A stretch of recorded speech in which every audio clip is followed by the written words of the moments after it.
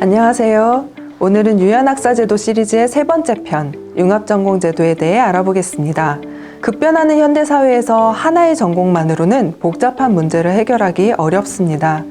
이제는 다양한 전공의 융합을 통해서 현장의 문제를 해결할 수 있는 인재가 필요한 시대입니다. 그럼 융합전공제도에 대해 자세히 살펴보도록 하겠습니다. 최근 사회에서는 융합형 인재를 원하고 있습니다. 사회가 융합형 인재를 원하는 이유는 간단합니다. 현대사회 문제들이 너무 복잡하기 때문입니다. 예를 들어 미세먼지나 지구온난화 같은 환경의 문제는 한 분야의 지식만으로는 해결하기가 어렵습니다. 또 4차 산업혁명 시대를 맞아서 AI, 빅데이터, 블록체인 같은 새로운 기술들이 쏟아져 나오고 있습니다. 이런 기술들을 이해하고 활용하려면 다양한 학문의 융합적인 지식이 필요합니다. 그래서 2010년대 중반부터 국내외 대학에서는 융합교육이 빠르게 늘어나기 시작했습니다. 대학에서는 어떤 방식으로 융합교육을 하고 있을까요? 가장 작은 단위부터 살펴보면 융합주제에 대한 특강이나 융합교과목, 융합연구, 프로젝트 이런 형태들이 있습니다. 더 나아가 보면 융합전공, 융합학과, 심지어는 융합단과대학까지 다양한 형태로 운영이 되고 있습니다. 특히 융합전공은 기존 학과로 입학한 후에 2학년이나 3학년 때 선택할 수 있기 때문에 유연성이 매우 높습니다. 융합전공은 최소 2개 이상의 전공이 포함되어야 하고 기존 전공 교과목 외에도 융합전공만의 새로운 교과목도 개설해야 한다는 특징이 있습니다. 국내 대학의 융합학과 수는 매년 증가하고 있습니다. 증가 속도는 점차 줄어들고 있지만 반면 폐과되는 융합학과의 수도 빠르게 늘어나고 있습니다. 2022년에는 전년도 개설학과의 55.2%가 폐과될 정도로 심각한 상황이 있었습니다.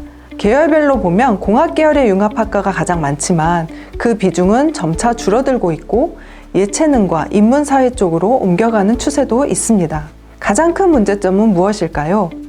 바로 융합학과의 개설과 폐과가 너무 잦다는 것입니다.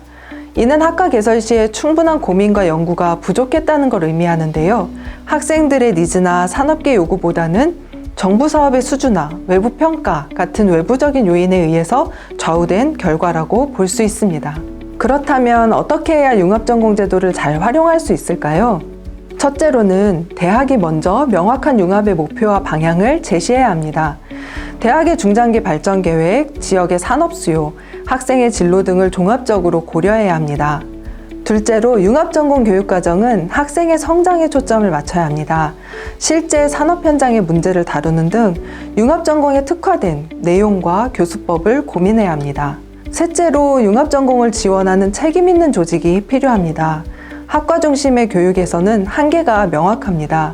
이것을 극복하고 융합전공을 전략적으로 구성해서 관리할 수 있는 거버넌스가 필요합니다.